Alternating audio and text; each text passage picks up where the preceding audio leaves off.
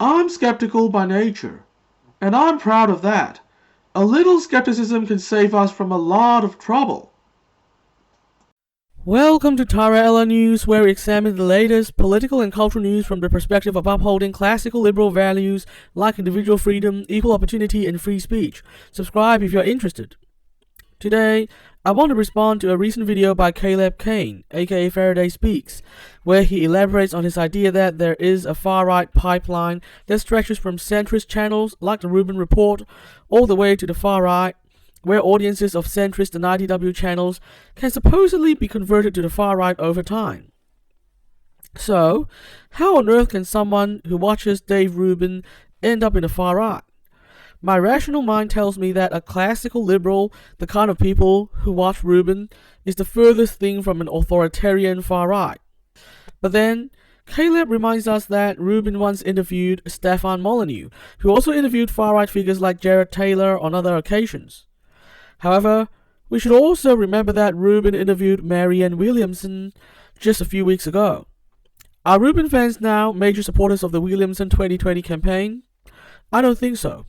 The point is, people have independent thinking, and mature adults are generally skeptical towards unfamiliar ideas anyway. Moreover, most people, at least most mature adults, are pretty committed to their existing worldview, and those who watch Rubin and agree with his classical liberal worldview generally won't go far right, even if they happen to come across such ideas.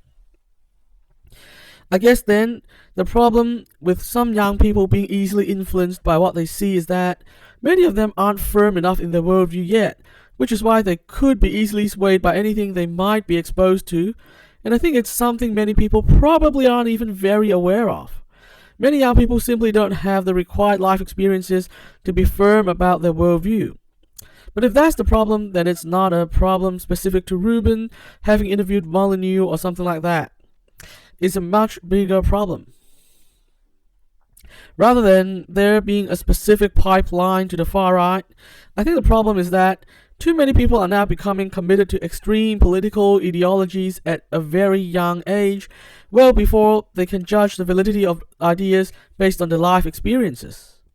I won't name names here, but I do know of an online commentator who is only 26 years old, who has already been a liberal centrist, a conservative, a far-right adjacent, an anarchist, and finally now a communist.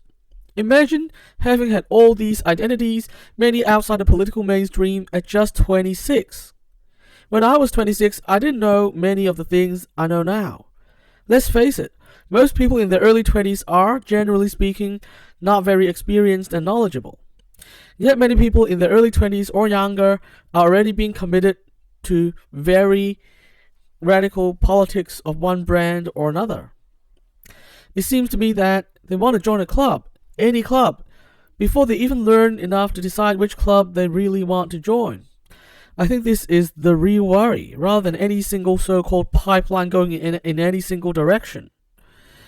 Perhaps we should be teaching our young people to learn more before they pick a side. As for Rubin and other anti-sjw-type classical liberals, they're certainly not part of any attempt to promote the far right. This is a conspiracy theory that rational people simply shouldn't entertain.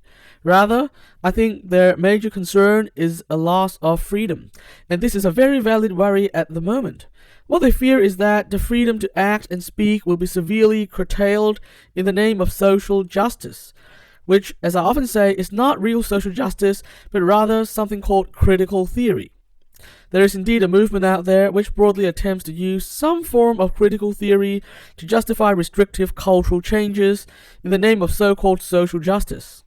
The recent viral video of a DSA conference, which included clips where participants used so-called points of personal privilege to demand things like people not use gendered language, where people were peer pressured into using jazz hands rather than clapping, made this point very well.